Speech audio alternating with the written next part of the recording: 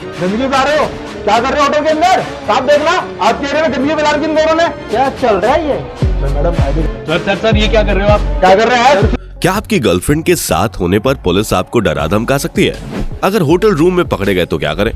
अगर आप भी अपनी गर्लफ्रेंड के साथ होटल रूम में जाते हैं तो हो जाए सावधान, वरना मौज मस्ती करना पड़ सकता है भारी। क्या आप बिना शादी के अपनी गर्लफ्रेंड या बॉयफ्रेंड के साथ होटल में रह सकते हैं? क्या पुलिस आपके होटल में रेड मार सकती है या फिर नहीं? और अगर पुलिस आपको आपकी गर्लफ्रेंड या बॉयफ्रेंड के साथ पकड़ लेती है तो आपको डरा धमका सकती है या फिर आप बेखौफ होकर अपने पार्टनर के साथ होटल रूम में रह सकते हैं? हमें मालूम है कि इस तरह के सवाल अक्सर नौजवान लोगों के दिमाग में आते हैं और इसलिए आज मैं इन सारी चीजों से जुड़ी लीगल और इलीगल दोनों तरह की बातें आपको बताऊंगा। बस मेरे साथ वीडियो के अंत तक बने रहें।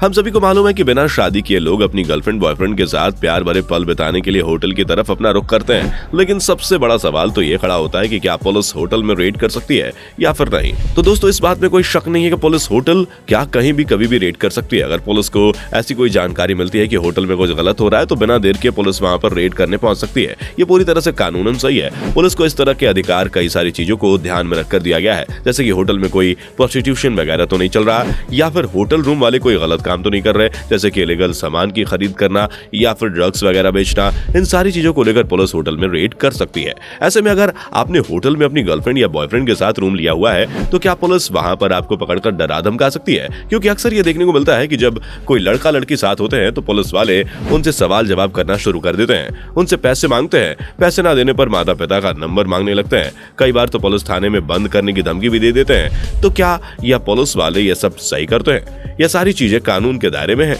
तो दोस्तों, इसका सीधा सा जवाब है नहीं।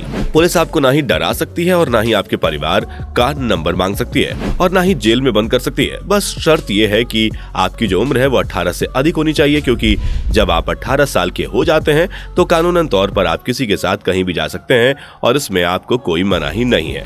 लेकिन अगर आपकी उम्र 18 साल से कम है तो आपके ऊपर कानूनी कार्रवाई हो सकती है। लेकिन हाँ, इस बात का भी ध्यान दिया जाएगा कि आप अपने लवर के या फिर पार्टनर के साथ होटल रूम में अंदर जाएं तो बिल्कुल असली आईडी प्रूफ दिखाएं और ना ही गलत नाम बताएं और ना ही गलत डिटेल्स दें, क्योंकि आप अगर ऐसा करते हैं और फिर रेड पड़ती है तो पुलिस के पास आपको धमकाने का एक कारण हो सकता है, क्योंकि आपने अपना गलत नाम पता बताया। लेकिन अगर आप सही आइडेंटिफिकेशन देते हैं, आपकी उम्र 18 साल के ऊपर है और होटल वाले आपके पार्टनर के साथ जाने की मंजूरी देते हैं, यानी कि अपना कमरा देते हैं, तो पुलिस वाले चाहे जितना हाथ पैर मार लें, वे आपका कुछ भी नहीं बिगाड़ सकते। यहाँ तक कि पुलिस वाले आपके माता पिता का नंबर भी नहीं मांग सकते। और ये चीज भारत के संविधान के आर्टिकल 21 में बिल्कुल क्लियर कर दी गई है। दोस्तों, कानूनन तौर पर तो आप सही हैं, लेकिन कई बार ऐसा भी होता है कि आप पुलिस ऑफिसर को कानून भी बताते हैं, लेकिन वो आपकी बात सुनने को तैयार नहीं होते। आपको कई बार डराते धमकाते हैं, यहाँ तक कि मारपीट भी कर लेते हैं या फिर आपके परिवार वालों का नंबर भी मांगते हैं। तो अब हम आपको जो बताने जा रहे हैं उसे आपको कान खोलकर सुन लेना चाहिए।